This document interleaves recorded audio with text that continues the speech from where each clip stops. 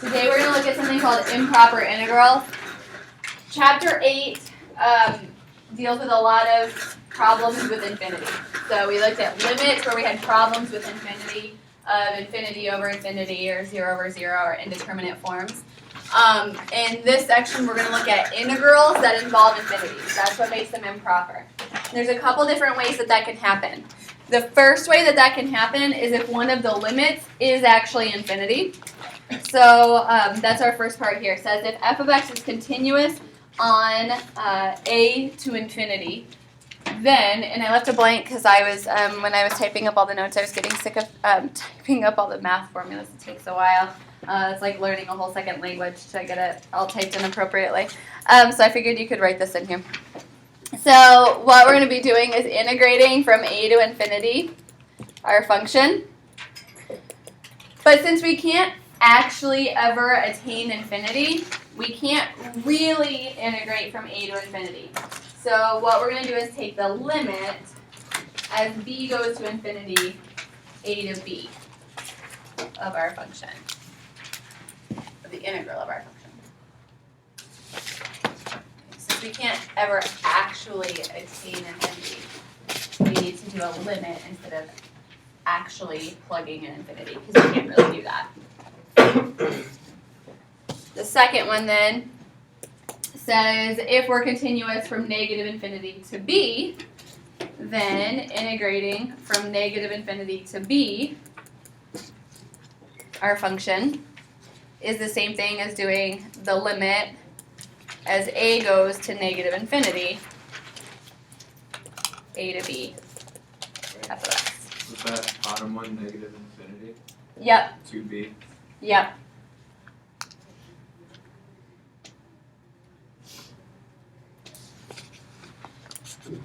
If b was if the non-infinity was a number, then could you do that in order to integrate? Can you take the limit down? Or if you had if you took a derivative of the integral, can you do that thing where you take the number down and plug it for x? But that would be taking a derivative of the integral. That would actually be taking the integral. So that wouldn't give us what we were looking for. It would be true. That's our fundamental theorem that we could plug that in, but it wouldn't actually be giving us what we're looking for in the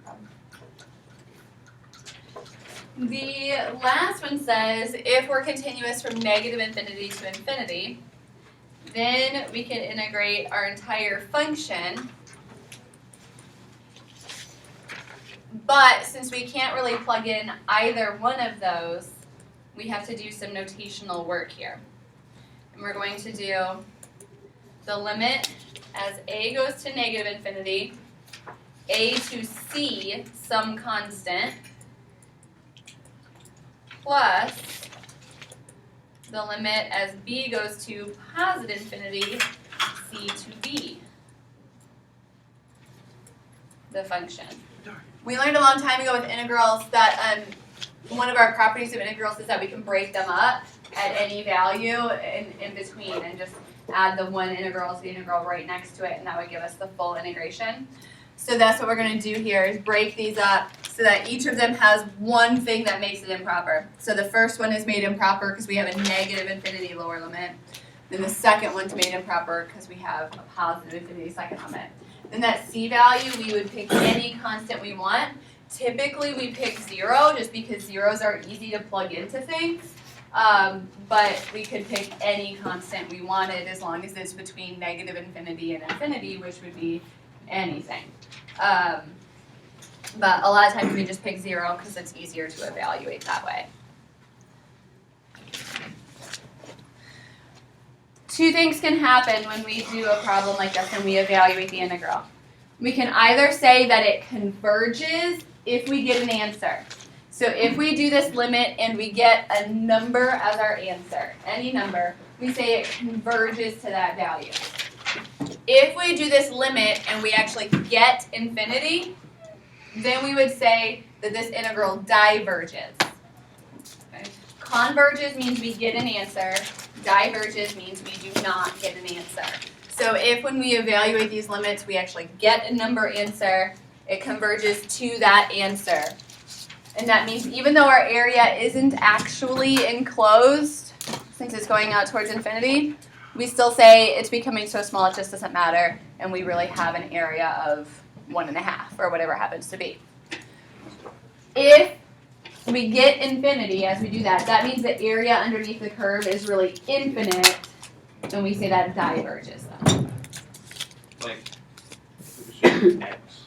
Yeah, X from negative infinity to. Well, that's definitely going to diverge because the area is going to keep growing there, yes. Typically in these problems we're concerned with functions that have an asymptote. I was thinking, I was just saying for an example. Yeah. How about 0? If you get 0, that would mean there's no area under the curve. It would converge, but that'd be kind of a weird question. I was gonna say, I can think of one. Well, what if like the If X areas is equal to above the 0. x-axis and the ones below When the y is x-axis? equal to 0. Right, so it would cancel, like in that kind of a symmetrical case or something, then yeah. So our first example is the integral from 1 to infinity of dx over x. If we think about this graphically and what this is doing, this is the function of 1 over x, which looks like this. It has both a horizontal asymptote and a vertical asymptote. And this question is asking for the area from 1 on out towards infinity. Now it has an asymptote, so it's never actually going to close off, but it's going to keep getting closer and closer and closer to the asymptote. So the question is, does it get so close that we can say it's good enough and it pretty much closes off? Or does every little bit of area that we accumulate matter? Okay? And there's no way to look at the problem and say, yeah, it looks like it's going to be good enough, or no, that's not going to be good enough. Okay? There's no way to just look at it and tell. We have to go through the integration and the limit process. So what we're going to do is take the limit as b goes to infinity, the integral b of 1 over x dx. There's a lot of notation that goes into these problems, and it's really annoying. You guys know I'm not big on like writing a lot of stuff. I'm pretty lazy. I'm going to be very diligent about writing all proper notation here. And you should know that on a free response, it would be very important that you would write all the proper notation and actually write the limit as b goes to infinity, that we can't actually evaluate it with the infinity there. We have to take a limit. On a free response, that would be very important to do that. On a multiple choice, nobody's going to look at your work. So if it takes a lot of time to write the notation, don't waste time. Okay?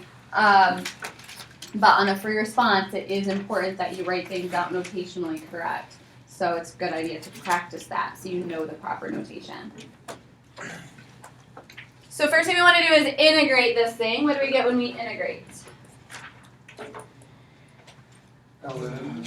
The ln of the absolute value of x. Absolute value in this particular problem doesn't matter because we're only concerned with positive values. Then we plug in upper limit minus lower limit.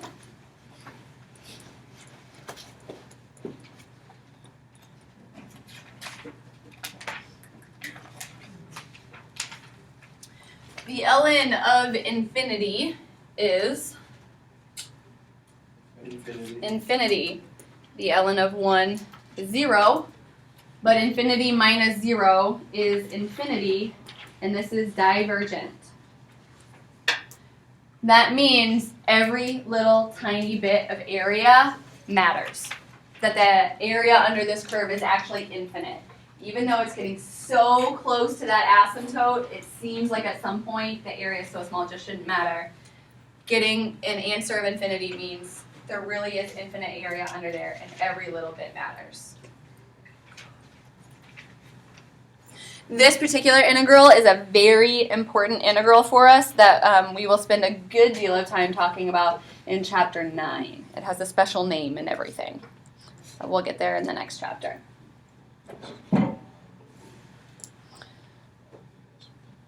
just like all year you've been saying we'll get to this in chapter 8, and now you're saying chapter 9, and it's just Now that we're here, you know. But hey, there's only up to chapter 10, so I can't keep saying that forever. I guess I could start saying, you'll get to that in Calc 3.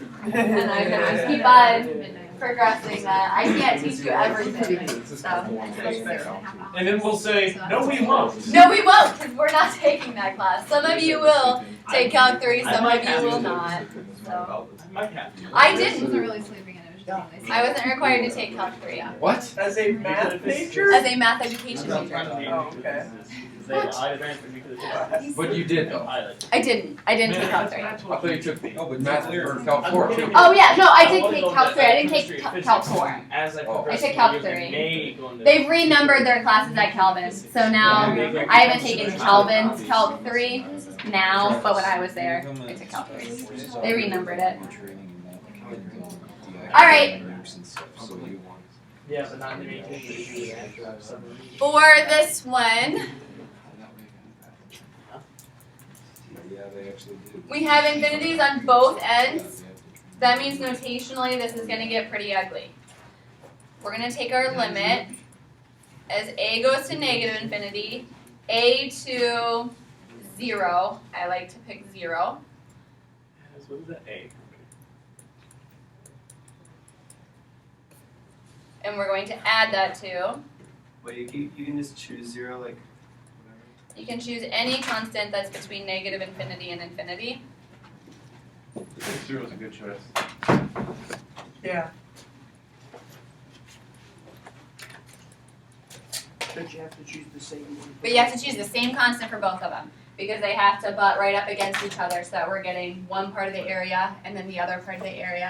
But it doesn't have to be 0. I just like to pick 0 because it's easy to plug in.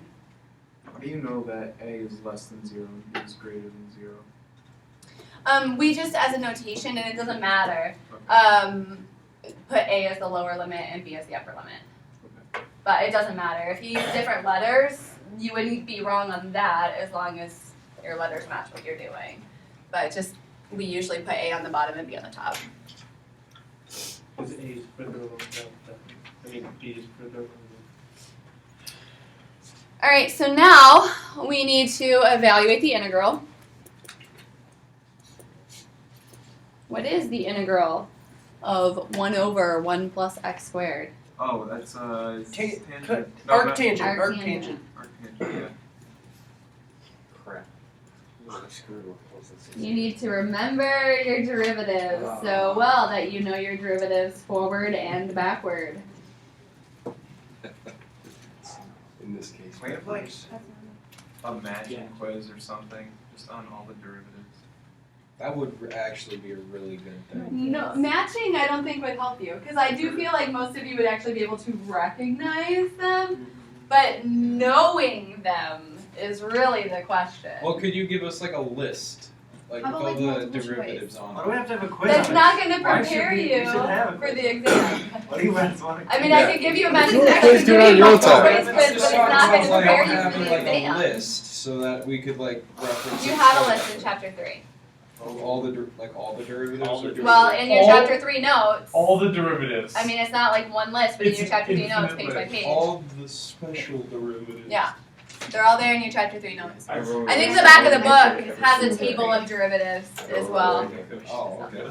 I just look at it. I look away. I'll look and see if I have any tables Oh, I'm a photograph. typed up already. All right. So then once we integrate, we plug in upper limit minus lower limit.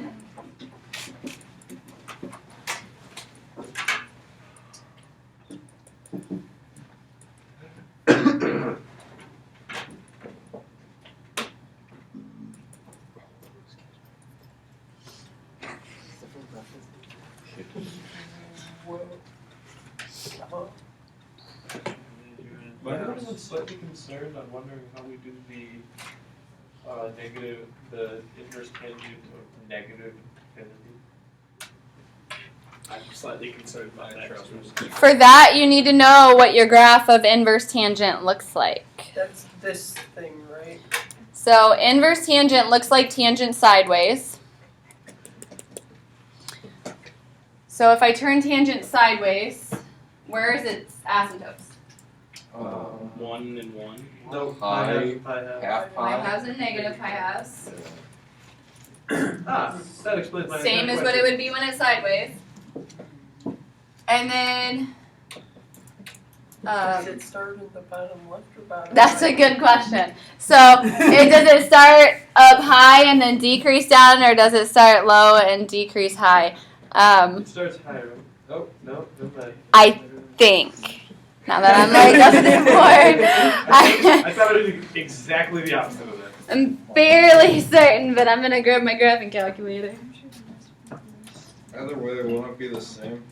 No. No, because they would Your be limits negative will be pi different. halves You or get pi an halves. opposite answer. Yes, that is how it would be. The integral would be symmetrical. That is how it would look.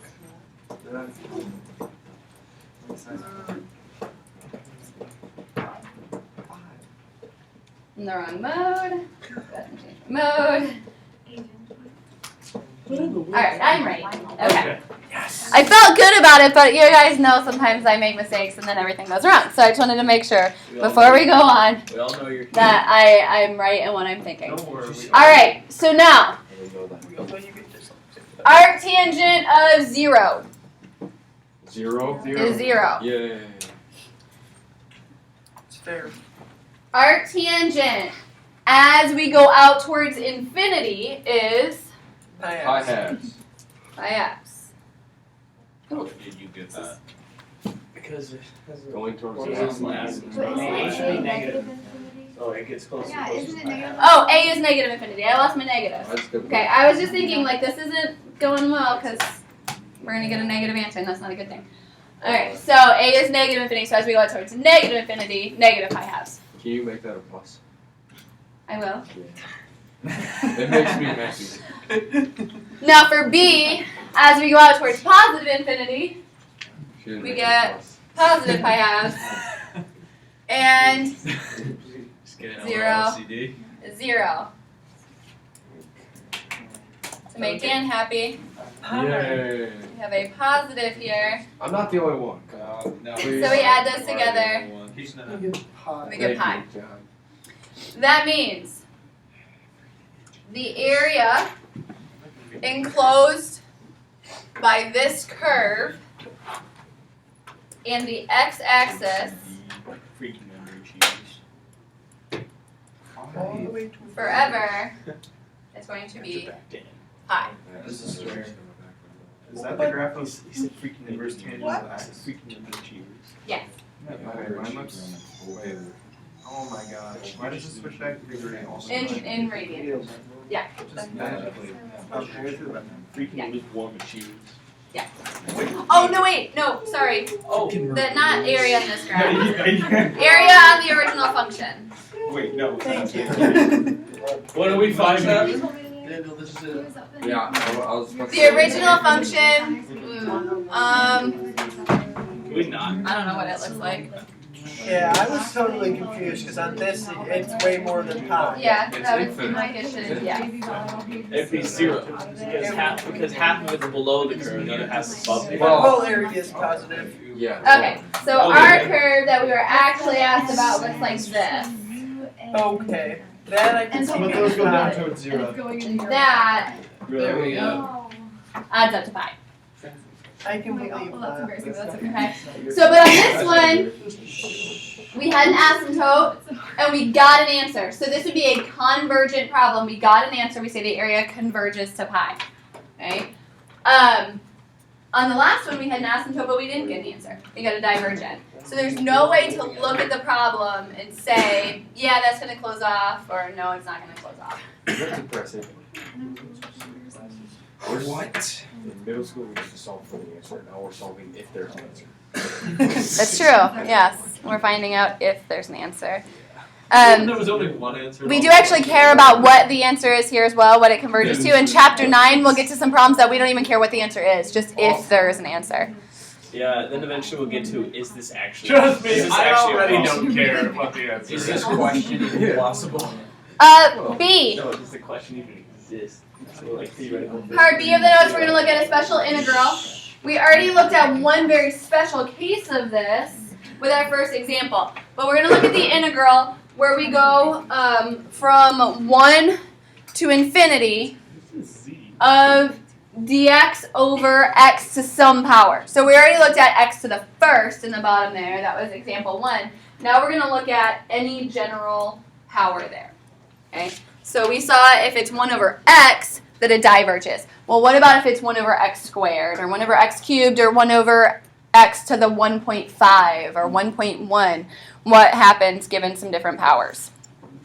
So our example here, we're looking at the integral from 1 to infinity of dx over x to some power.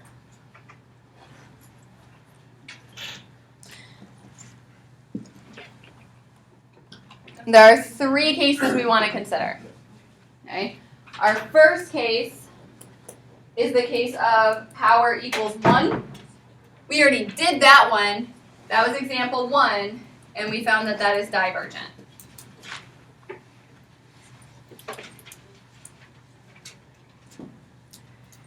The second case we want to look at Less than. is what if this power is less than 1? We just pick anything, or should it just be unique? We're going to leave it as a power. We're just gonna leave this p greater than 1. Well, we're going to start with less than 1. Less than 1. My bad. And then we're going to do greater than 1. Can you start at any p-value? We're not going to plug in a p-value. P will be Pretty p. sure he just asked that. No, but where do you get the answer? So we're going to take the limit as b goes to infinity of 1 to b of dx over x to the b. Alright, if our power is 1, something special happens when we integrate and we get ln. Otherwise, if it's any other power, we can use our power rule to integrate this. This is essentially the same thing as x to the negative p, right? So when we integrate that, what do we get? Negative 2p. What do we do with our power? Negative 2p, zero. negative 3. You add 1 and divide To the by the neg- new one. to You the- add 1 To the negative. and you divide by the new power. You add 1? Oh, we're integrating. We're integrating. Got it. So we add 1 and we divide by the new power. See if it catches up on my writing there. It's not just a p on the bottom, it's negative p plus 1. But it's, there we go. Down the line. All right.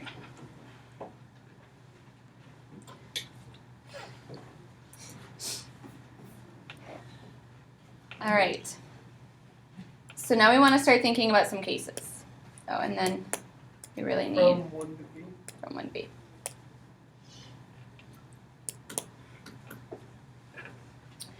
All right, so then we're going to plug in that upper limit minus the lower limit for x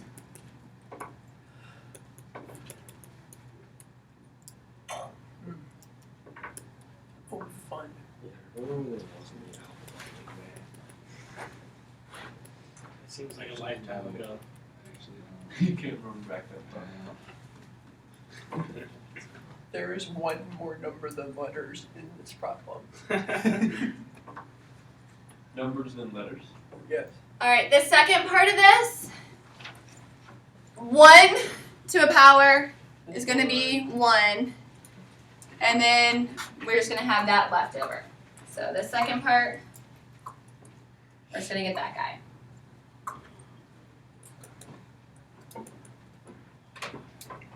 For the first part of this, it's going to matter what kind of a power we started with. So if our power was smaller than 1, Catching up. it will catch up. I'm just going to be patient a second. Rendering. Maybe this should be like one of those spinny wheels. Sometimes I get the spinning wheels and then it tells me that it's not going to write it. So we'll hope this time it actually will. Me too. There we go. All right. Before we start analyzing two different powers, I want to rewrite this a little bit. When we move a variable from top to bottom or bottom to top, we can just make it the opposite, right? So if it's like 1 over x squared, I can write that as x to the negative 2, right? So what we're going to do is move this b down to the bottom, and that should make our power the opposite of what it is. So that'd make it a positive p minus 1. Okay. When we move something from top to bottom or bottom to top, we make our exponent negative, or we change the sign of it. So since I'm moving this down to the bottom, I'm going to negate that exponent, which would make it a positive p minus 1. And then the second part, we already got an answer for that. I'm not changing that. All right, so our two cases. If p is smaller than 1, let's say, for example, 0. Okay, so if I plug in a 0 for p here, then I would have b to the negative 1, which would really move that back to the top, right? So then I would have just a b, okay? So if I'm pretending that p is 0, Oh, okay, then I would have b to the negative 1, which would move that b back up to just be a plain b. If b is going to infinity, what do I get? Infinity. Which means if p is less than 1, we get a divergent. Okay. Sometimes 0 does special things, so we might want to say, maybe we should have been a little bit careful about picking 0 here. If p is negative 1, then that exponent would be negative 2, and I'd flip it up, and now it's b squared, and it's even worse off. Right? Question? What happened to the minus 1 over negative p plus 1? I just didn't even worry about it, because if this is already infinity, subtracting that isn't going to help anything. Normally, would you have to worry about it? If I get an answer, yes. But if I have infinity minus something, I don't even worry about what I'm subtracting. So when you're plugging in what the value of p is, do you only do it for the part that has b in it? Because you do it for that part, but not the one that you're multiplying it by. Oh, well, I would. If I didn't get infinity here, then I'd want to plug in p everywhere. Okay. So our other case is, what if p is bigger than 1? Like, let's say, for example, 2. Okay, so if p is 2, then I would have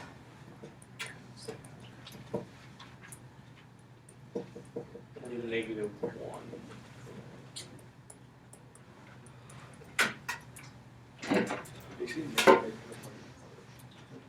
Then I end up with b to the first.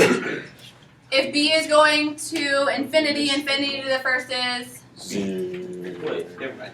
Infinity to the first is? Infinity. 1 over infinity is? 0. 0. So that whole front part 0. becomes 0. Half of 0. It's minus. And I end up with negative 1 over, in this case, negative 1, and I get 1.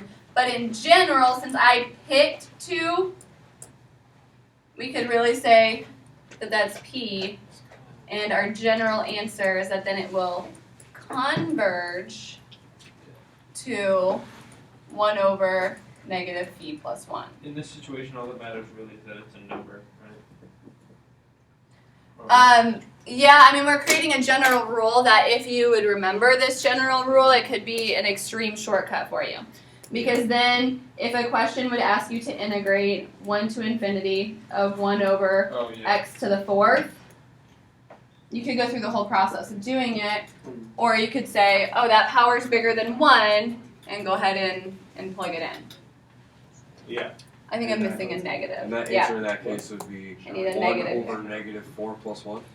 Negative 1 over negative 4 plus 1. So 1 over negative Negative 1 over negative I 4. write some down at the first two steps, so I'm just wondering what The top's negative. First 2 steps. I think you might need to watch the video then, because that's a long way to go back.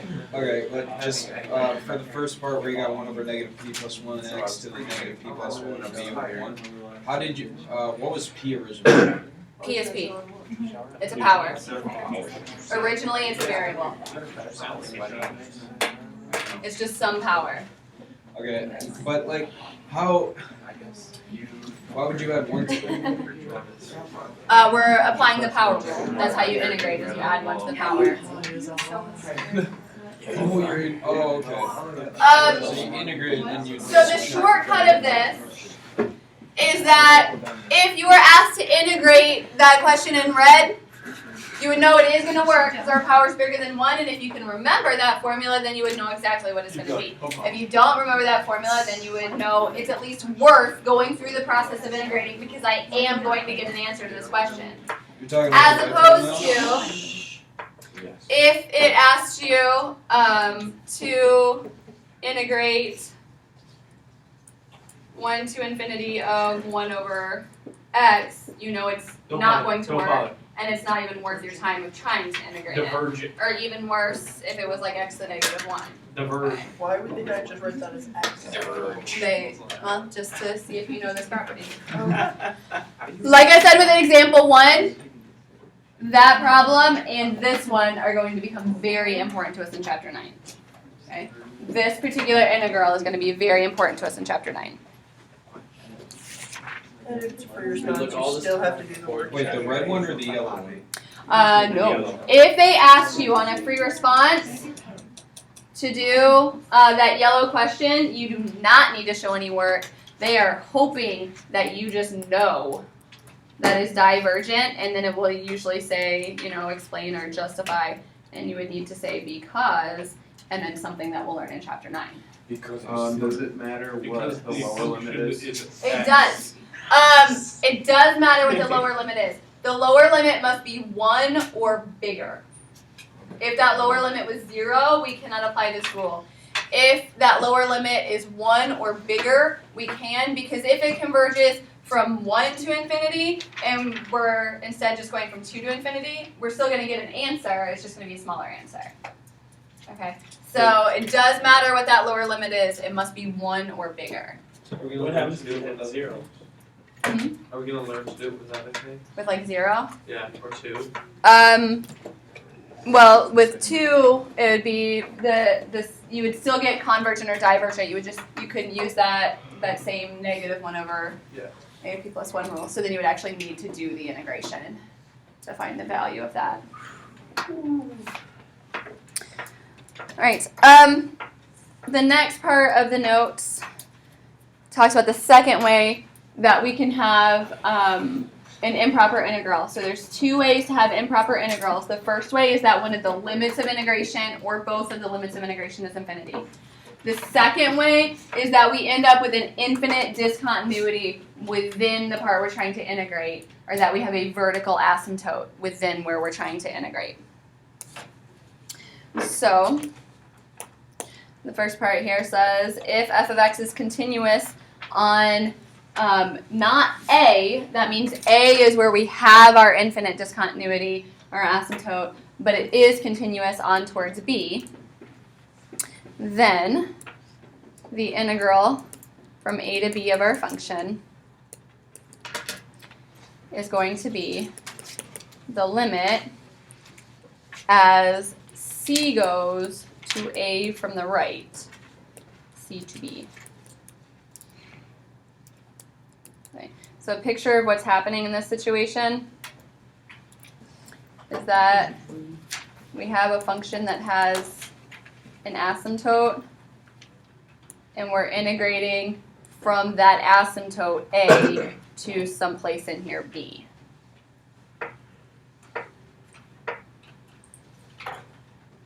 We only care about approaching A from the right because B is on the right-hand side of A, since B is bigger than A.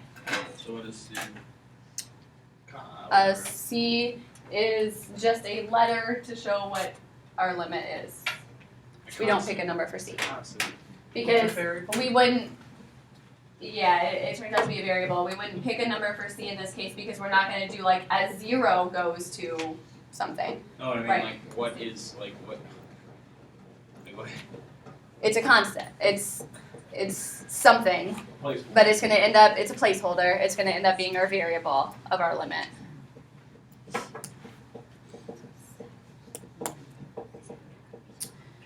The second one says, if it is continuous at A, because it has that close, but it's open at B, we're going to do the same thing except we're just going to do it backwards. So our integral from A to B then is going to be the limit as C goes to our problem letter, which is B, but we're going to go from the left because we're heading towards our asymptote from the other side here.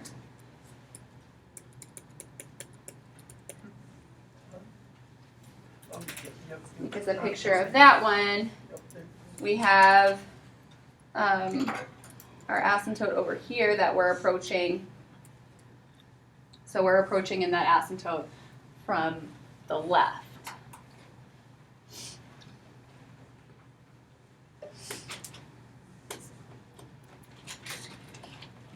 Then the third one says, if it's continuous from A to some number and then from that number on to some other number, but there's a problem somewhere in the middle, then we're going to need to split it up and do a combination of these two things. Okay, that's the messiest case, and the book doesn't actually even really write out the formula in completely proper notation. They basically just say look at cases 1 and 2 and smush them together.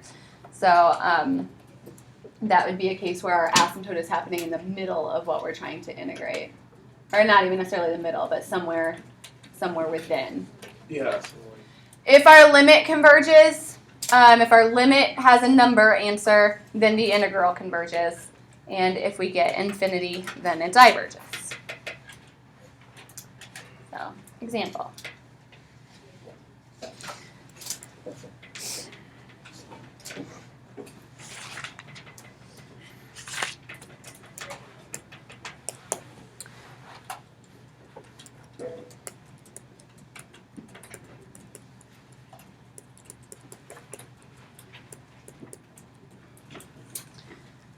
Alright, so this is what we want to integrate.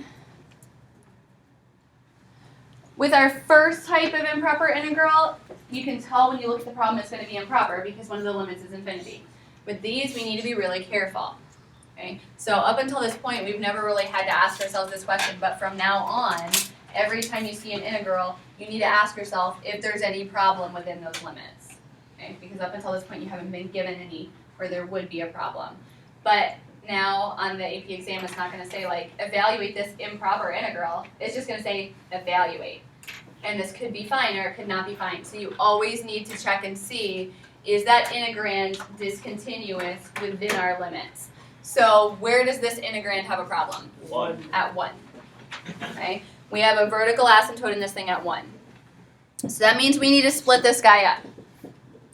We are going to take the limit as C goes to 1, 0 to C. And we're going to be approaching that C from, well, for 0 right now, we're approaching it from the left. Yep.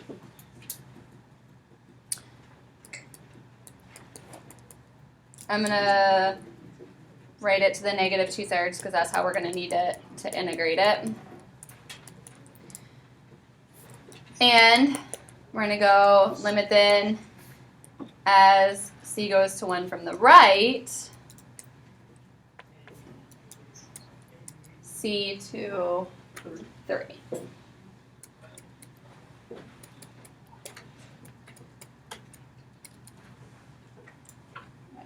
So we can't plug in 1 because there's an asymptote at 1. So we're just going to approach 1 from the left and the right. If you don't consider the fact that there's a problem in here, you might get lucky and still get the right answer. Or not. Okay? And again, you can't really tell when you look at the problem whether you're going to end up getting lucky or not because of that. So we need to consider that asymptote that happens within where we're integrating. Now, if this problem said integrate from 2 to 3, not a problem, because the problem's at 1. Okay? So we only have an issue if we're trying to integrate across that asymptote. There's no way the calc test will give us one that is that. It might. Will they try It to wouldn't be trick us improper though. and give us one that doesn't actually have a discontinuity? That- Well, it's not going to tell you whether it's supposed to have a discontinuity or not. It's just going to say evaluate. Right, but like, okay. So then you have to check, does Will it they have give one or us does it like not? a They'll give you some that discontinuous don't function? and some that do. Okay. Will there be like a discontinuous function, but the interval isn't where the discontinuous?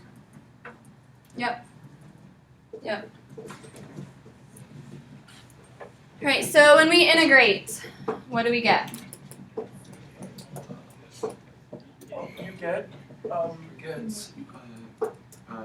add 1 and then subtract it, so it's a third and then 3 in front. 1/3. Okay. So we raise the power, A third and so we get 1/3, divide by that power, so we get 3. Right, and then that is 0 to C.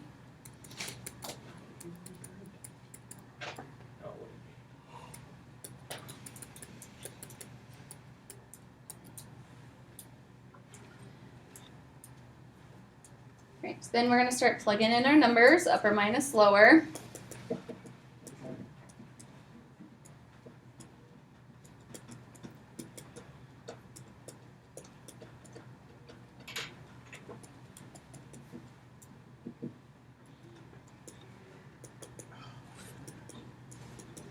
The notation is just annoying, right? But on a free response, it would need to be there. On a multiple choice, they're not going to look at your work, so don't waste your time. You can track through without it. All right, so now we are plugging in a 1 from the left, so something ever so slightly smaller than 1, but something really, really, really close to 1. Minus 1 is 0, and this is a cube root, so the cube root of 0 is 0 times 3 is 0. Minus cubed root of -1 is -1. Times -3 gives us +3. Wait, so what was C when you were figuring out the first one? Basically 1, but tiny bit smaller. So like 0.999999999. Okay. Now we're going to plug in something ever so slightly larger than 1, so like 1.000000001. Also, Okay, so I get 2 here to the 1/3, so I get 3 times 2 to the 1/3.